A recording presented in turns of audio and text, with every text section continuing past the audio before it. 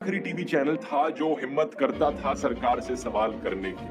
Ultimately उसे भी प्रधानमंत्री मोदी के दोस्त गौतम अडानी ने खरीद लिया। लेकिन ये पॉइंट भी रिटॉरिक अधिक तथ्यात्मक कम लग रहा है। क्यों बनाती है, उन पर चर्चा होती है, फिर चाहे वो हाथरस हो, उस पर अन्ना ओम कश्यप हो, चाहे अर्नब गोस्वामी, इन्होंने भाजपा से प्रश्न किए थे। लेकिन उसी समय ना, पता है क्या, इलेक्शंस तो नॉर्थ कोरिया में भी होती है, पर नॉर्थ कोरिया में 50% से अधिक राज्यों में ऑपोजिशन की सरकारें नहीं चल तो खुद ही कह दिया कि इलेक्शन कमीशन बीजेपी की एक्सटेंशन है। अब भाई यदि प्रशांत किशोर का कहा हुआ ही प्रमाण के रूप में प्रयोग हो सकता तो सारा विपक्ष इस समय कोर्ट में होता। पर एक देश के रूप में हमें चिंतित होने की आवश्यकता है जब कोर्ट ये बात कह देती। 2023 अगली बात ये कही जाती है कि बीजेपी के पास बहुत अधिक धन है और उस धन का प्रयोग मात्र लहर बनाने के लिए नहीं किया जाता है। पार्टी के पास हजारों करोड़ रुपए हैं। प्रॉब्लम यह सिर्फ इलेक्शंस की नहीं है, अगर किसी ऑपोजिशन पार्टी की सरकार बन भी जाती है तो भी उस सरकार को गिरा दिया जाता है। यहाँ पर अनगिनत बार एलिगेशंस लगे हैं हॉर्स ट्रेडिंग के बीजेपी पर। Is horse trading being normalized in the country? Supreme court के चीफ जस्टिस ने भी हॉर्स ट्रेडिंग को बहुत डिस्टर्बिंग बताया, जो कि है भी,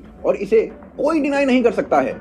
हर पार्टी इस गंदी राजनीति में लिप्त है, इंक्लूडिंग बीजेपी। परंतु कैसा डिक्टेटर है भाई जो अपनी इच्छा के मुद्दे पर डिबेट ही नहीं करवा पा रहा है। वेस्ट बंगाल का संदेश खली, वहाँ की महिलाएं जनवरी से आवाज उठा रही हैं, लेकिन मुद्दा फरवरी के मिड में जाकर बनता है, और जब बनता है तो उसे कवर करने वाले जर्नलिस्ट को लाइव टीवी पर खदेड़ते हुए वहाँ की पुलिस ले जाती है। हमारी टीम को इस समय रिपोर्टिंग नहीं करने दी जा रही है। परंतु इन भाई साहब ने या रवीश कुमार ने या आरफा खानम ने अभी तक संदेश खली के ऊपर कुछ नहीं कहा। परंतु इसे दिखाना और हॉर्स ट्रेडिंग करना तो सिर्फ एक तरीका है। इससे नहीं माना कोई एमएलए तो दूसरा तरीका है इन्वेस्टिगेटिव एजेंसीज, ईडी का इस्तेमाल करना, ईडी की वेपनाइजेशन। क्या होता है भैया वेपनाइजेशन? 2004 से 2014 तक ईडी ने 4156 करोड़ रुपए छापा मारकर पकड़े थे। 2014 से जुलाई 2023 तक ईडी ने ही का इस्तेमाल करके हमारे डे टू डे अफेयर्स में इंटरफेरेंस करी जा रही है, हमारे कामों पर रोक लगाई जा रही है। सच कहूं तो कुछ भी भांग बेची जा रही है और उसे कंज्यूम करने वाले दिखाओ 8 से 10 घंटे हिंदुस्तान के युवा ये करते हैं। ऐश्वर्या राय नाच रही है, अमिताभ बच्चन राम मंदिर में गया, उसमें एक तरफ ऐश्वर्या राय नाचती हुई दिखेगी, उधर देखो,